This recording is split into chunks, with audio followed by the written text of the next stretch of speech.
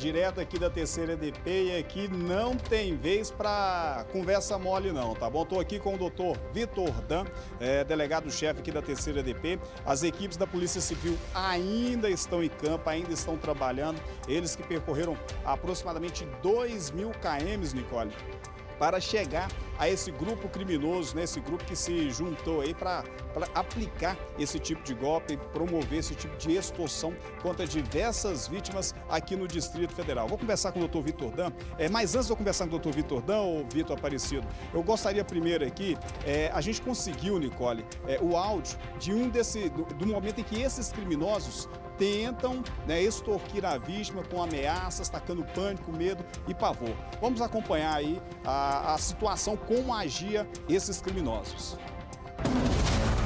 Primeiramente aí um bom dia abençoado aí pra tua vida e pra tua vida e a tua família aí, Kelvin. Quem tá contigo na voz aqui é o Marcos, mais conhecido como Marcos André.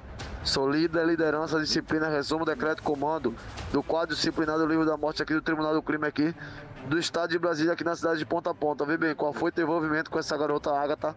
Tu tava em troca de mensagens com ela no aplicativo do Tinder aí. Quero saber se tu chegou a se encontrar, se relacionar, ter contato, ou se não passou de uma troca de mensagem. Porque tu sabe que nós é o PCC, tu sabe que nós é disciplina, tu sabe que nós aguentamos de força com nós aqui no estado. Tu quer resolver na paz da melhor forma e ligar, se redimir, se desculpar, ou tu quer que eu mande na casa do teu pai e da tua mãe resolver com vocês na bala, na brutalidade?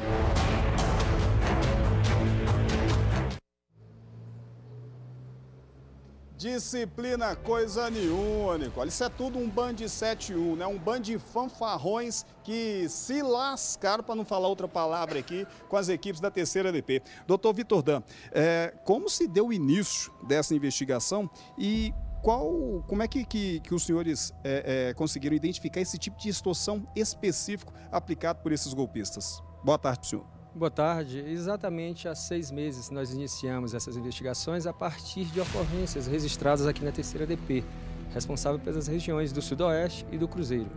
Durante as investigações nós conseguimos identificar 11 autores, onde hoje foram presos, 100% foram cumpridos 24 mandados entre prisões e buscas.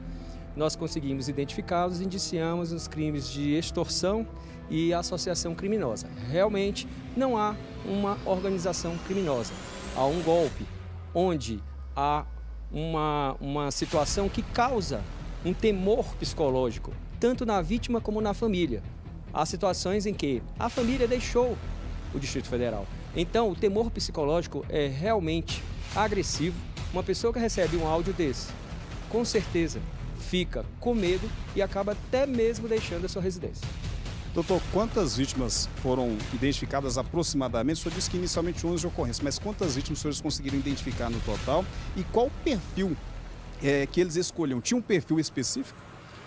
São cerca de 6 vítimas na região do Sudoeste, 30 vítimas nas regiões de todo o Distrito Federal e mais de 100 vítimas no Brasil.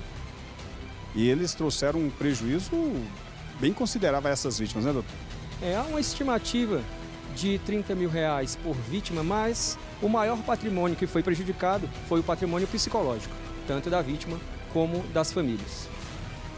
Em algum momento, doutor, os senhores chegaram a acreditar que, de fato, eles fizessem parte de alguma organização criminosa e a partir de que momento os senhores perceberam que se tratava apenas de uma farsa bem montada para aplicar esse tipo de golpe? Para nós, investigadores aqui da terceira EDP, desde o começo não havia uma organização criminosa.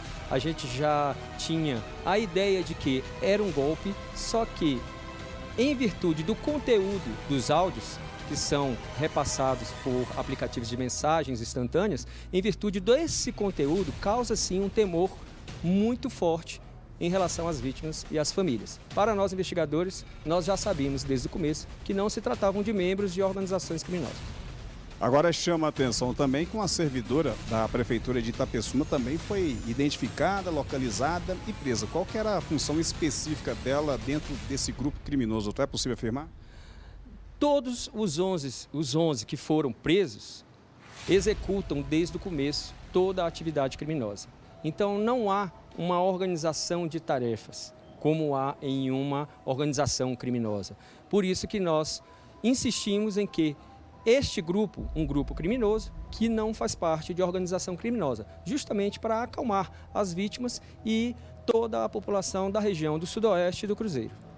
Nicole, só para o pessoal entender, pessoal que está acompanhando a gente aí a partir desse momento, as vítimas, elas entravam nesse aplicativo de relacionamento, homens, né, criminosos, se passavam por mulheres, pegavam fotos de mulheres bonitas, colocavam nesses perfis para chamar a atenção de homens. Nós perdemos o contato com o Ailton Pinheiro, que está neste momento na 3ª Delegacia de Polícia, com o delegado Vitor Dan, que investigou esse caso após receber várias denúncias de extorsão. Pessoas que se comunicavam, né, em aplicativos de relacionamento e aí depois começavam a ser ameaçadas. Pessoas que se diziam membros de facção criminosas, faziam contato dizendo, pô, você está se envolvendo aí com a irmã do chefe não sei o quê, e tocando aquele terror e pedindo Pix, né? Pedindo um valor em dinheiro, porque senão essa pessoa seria morta. Ou seja, algumas pessoas caíram, outras pagavam para ver. Eu ouvi muita gente comentando nas redes sociais o seguinte, fizeram contato comigo, eu falei para eles que podia vir. Pode vir que eu quero ver se é bandidão mesmo. Porque não acreditavam nessa história, nesse golpe, não faz o menor sentido. O fato é que muitas dessas vítimas têm o rabo preso, entendeu? São homens casados, são pessoas que já estão em relacionamento, então, para não ser expostas, aí que ficavam com medo mesmo e acabavam depositando, fazendo um Pix, um certo valor em dinheiro para esses bandidos. Ailton Pinheiro está de volta. Retomamos o nosso sinal com o Ailton. É isso mesmo, Nicole. Esses indivíduos aí, né, conseguiam extorquir essas vítimas, principalmente homens comprometidos, achando que estavam, né, saindo na vantagem com essas mulheres, quando na verdade estavam conversando com criminosos. E aí é de onde partiam essas ameaças, tá, em desfavor dessas vítimas, onde eles tacavam pânico, medo, e algumas delas chegaram até mesmo a se mudarem do Distrito Federal. Vou voltar aqui no doutor Vitor. Doutor, é possível que existam outras vítimas que ainda não tiveram a coragem de procurar a delegacia por vergonha, por medo, enfim. É possível isso?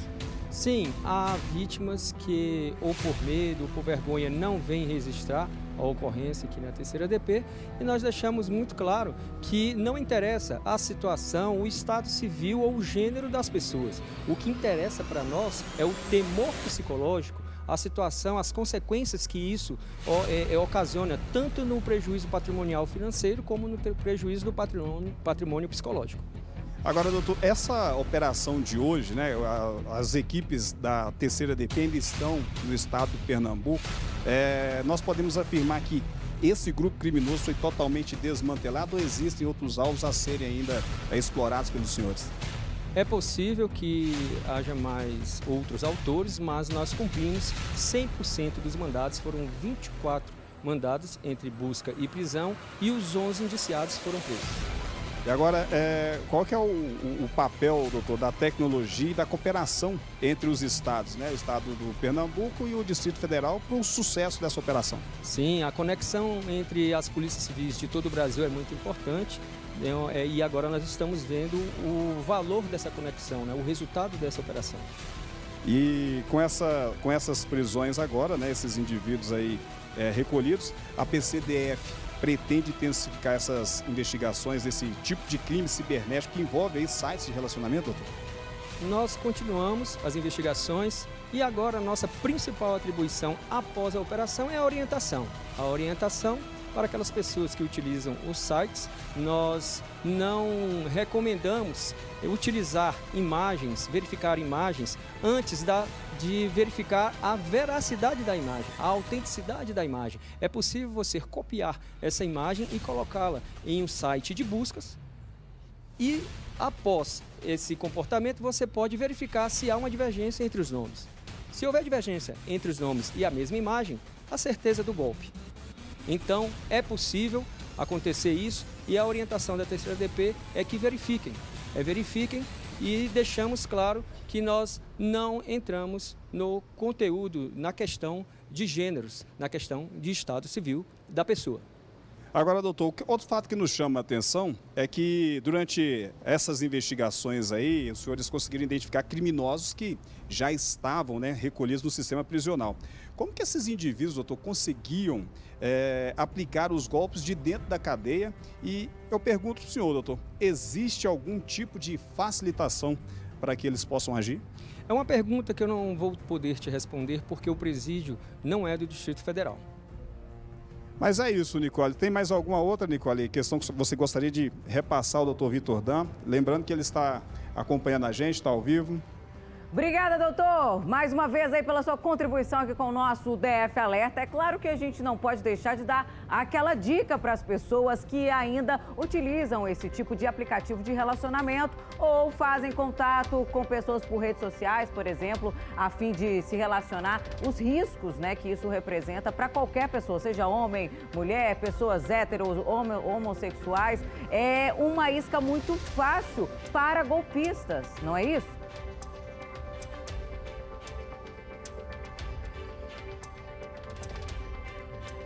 Ah, Nicole, ele não conseguiu compreender. Ela está perguntando, né, sobre essas orientações, as dicas, né, para que homens e mulheres não sejam as próximas vítimas desse tipo de organização.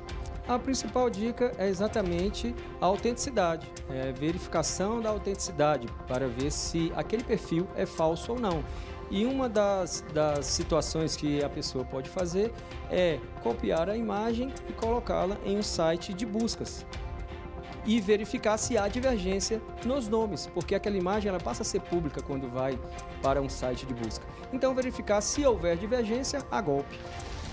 Tá aí, Nicole. Com essas dicas aí, agora sim, o pessoal pode ficar atento para não cair nesse tipo de situação. Doutor Vitor Dan, obrigado pela valiosíssima participação e pelas orientações aqui no DF Alerta.